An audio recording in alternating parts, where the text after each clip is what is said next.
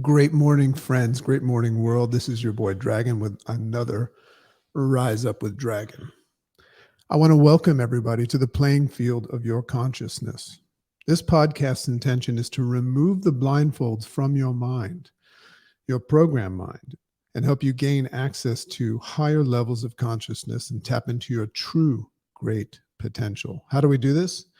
We do this with our 10-minute deep thought, straight to the punch podcast format, our weekly blog called The Dragon's Lair, One from the Vault, and our upcoming online courses and books.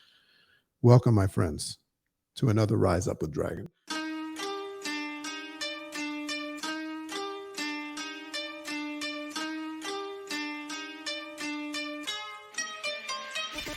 Great morning, world! Welcome to the Rise Up with Dragon podcast with your host, Dragon!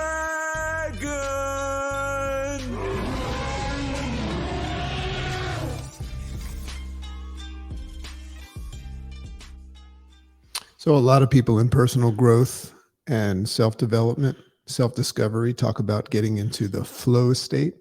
Well, here in the Rise Up with Dragon world, we talk about getting into the float state, and we do that through meditation. And that's why we're so proud to always recognize Karma Mind as our sponsor. Get into the float state with Karma Mind meditations and gear.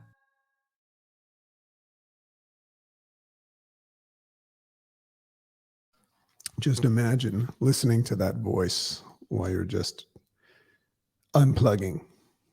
And by the way, unplugging from your reality is just another way of plugging into another. So just quickly, today's episode, today's Rise Up is a little bit heavy, right? But I know that my crowd likes it heavy. It's called Game State Reality, Save and Resume. Before we get into that, just some dragon thoughts.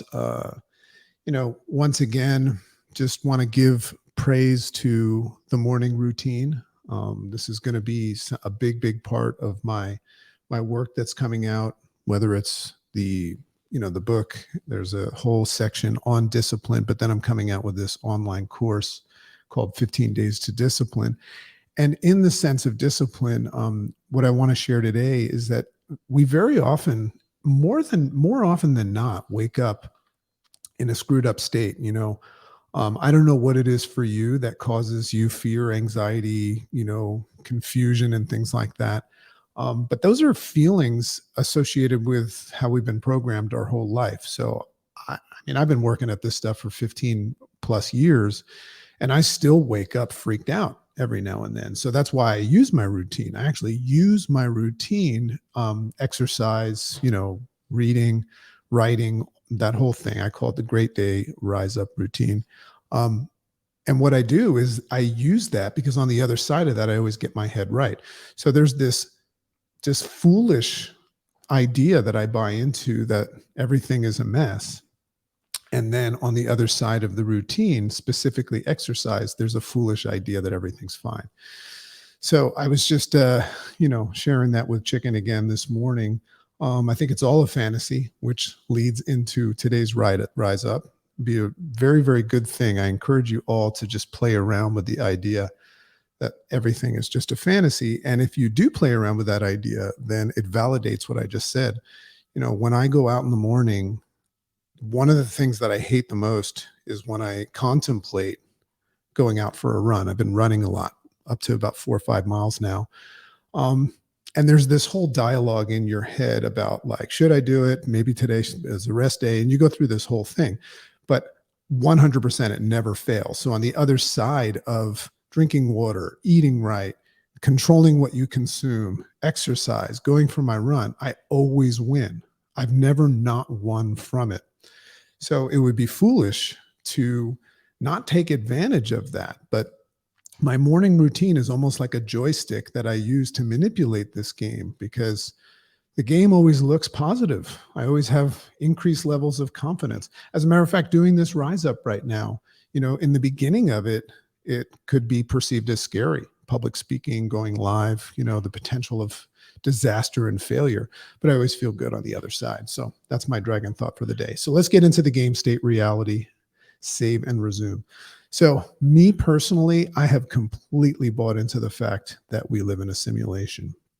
And I won't go too far down the rabbit hole with that today because it's not really the purpose of today's Rise Up. But basically, this idea of the simulation theory, I'm reading a book right now called The Simulation Hypothesis. If anybody's down with that stuff, you'll love it. By never really paid too much attention to the author, Rizwan Virk, Virk. But basically, what it states is that your existence and the reality that you perceive and claim that to know was generated by something or someone else, right? You're just perceiving it, but it was controlled by someone else. And in this simulation, this is what's really cool to think about. The AI, the artificial intelligence, and the VR, the virtual reality, the rendering is so advanced in this simulation. It's so advanced that we've come to believe that it's real. And all of the stuff that we're pondering and working towards may just be a game being programmed, right? All of these things, all perceptions created by hypothetically the programmer and managed, just a funny way of looking at it, by some kid that's sitting at a computer, I don't know, hypothetically up in the sky in an alternate universe that's just far more advanced than the one that we call reality. So just imagine there's just some little kid, like I have a 12-year-old daughter, some little kid is out there, with a laptop or some sort of advanced computer, and he's created this whole thing that you and I think is real. Now, either way, if you like that idea or not, and most people would be probably adverse to it because it would mean that everything that you think could be a farce. But either way you look at it, this theory, this idea can't be proven nor disproven.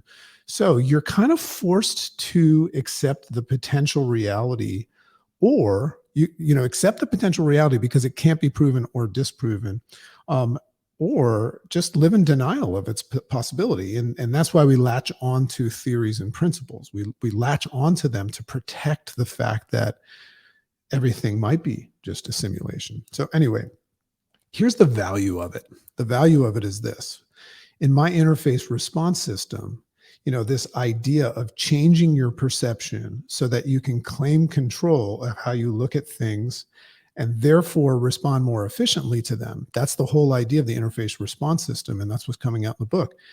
It's a lot easier and more effective. So this idea of claiming control of your day, it's a lot easier and more effective if you entertain the idea that this life experience may be as significant as a stone on the side of the road as you drive by, So that's another thing. It's like, in other words, if you can learn to not take yourself and the various things that you see happenings, if you can learn how to take them not too seriously, well, then perhaps, you can start looking at this life as a game that you are simulating with your brain and senses. Think about that for a second. Your brain and your senses, which in my book I call your VR suit, right, is taking information. Now, your brain on the inside has been pretty much programmed by other people anyway, but you're taking in information, and that's what you're creating your reality based on, your perception.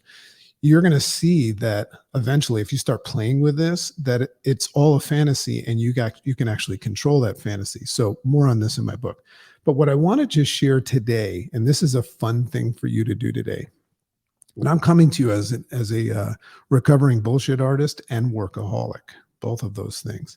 But what I wanted to share today is that it's something that's attached to this whole idea that validates the idea that this may be a game, but it also can empower you to sleep better at night as well as set your day up for success. If you're into that sort of thing, I'm into that sort of thing. The idea of setting myself up for success, even if it's foolish, as long as at the end of the day, I like what I have accomplished and I like the way I look at things, that's fine. If I catch myself looking at things the wrong way, I like to catch my drift, right? And then shift back into the foolish fantasy that everything is okay. And you'll notice that when you project, as I do, that that you're foolishly projecting that everything is okay, the people that foolishly project that things are not okay will come after you. Right? They'll come after you.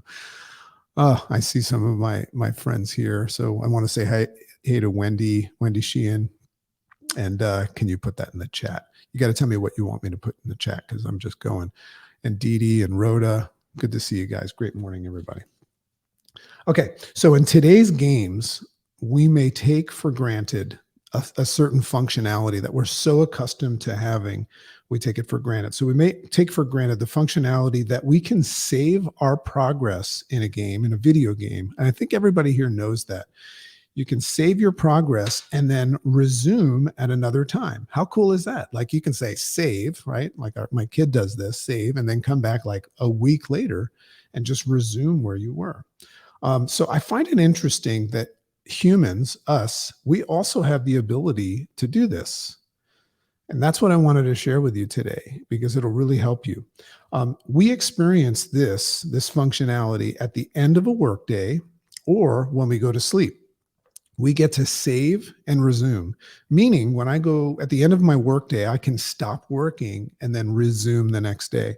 At the end of the day, when I go to sleep, and who knows what sleep is really about, right? I mean, I just think that we just kind of astral project into another world. But either way, when we go to sleep, if you get good quality sleep, which is important, you wake up in the morning and you can resume your day, right? We kind of like go unconscious and then we get back to conscious, right? So the smart people feel, when I say smart, it's more wise. The wise people feel comfortable and confident that the save, their version of the save was sufficient, and they step away from the game and reboot their batteries from work or from the day, free from the thought of that game state. And that's what it means to detach from work and detach from things like that. It's saved and it'll be there. There's a lot of journaling exercises that help you do this when you go to sleep at night. So then, like I used to be, and like I'm always working at, then there are those that don't feel confident about their saved state of the game and resume too quickly. They don't take the reboot. They go back and resume their save state too quickly without the reboot and without giving the necessary time to the other important elements of their game experience. There's another part outside of the day and outside of work. And that is like, the things that matter most, your health, family, creative hobbies. So, what you can start to look at, even the exploration of new places and ideas, you can start to look at the fact that a workaholic is resuming their save state. They're not exiting and then resuming at a later time. Or if you're like always stressed and you're trying to control uncontrollable things, that's because you don't believe that you can save that state. Like if you're having a really crappy day, just push the save button, take a break from it, and then come back. Your crappy day will still be there tomorrow if it's really important to you, or vice versa, a great day. So it's an addiction, and it was written into the program by that little kid in the sky that's sitting at the computer running the game, right? He wrote that. Let's just, for the fun of it, call that kid God, right? I know that might ruffle some feathers, but kind of the same thing. So we call this insecure state of not trusting your save state workaholism, right? And it's an addiction. It's an obsessive behavior. And I'm not calling it good or bad, as long as you just recognize certain things support where you're going and certain things don't. Certain things leverage where you're going and certain things don't. For me, being a workaholic did not support where I wanted to go. By acknowledging this interesting observation and analogy, perhaps you can gain confidence that your save and your resume functionality is solid. It's solid, right? And allow yourself to spend more time with your family this year. And that is my Happy Father's Day message to all of you. Things that make you go, Love and appreciate you all. A lot of fun stuff coming out. I think I'm ready to launch the 15 Days to Discipline soon. And I just want to say I love and appreciate you all and just respect all of the words that you give me. You get me up in the morning. All right, everybody, have a wonderful day. And this has been another Rise Up with Dragon.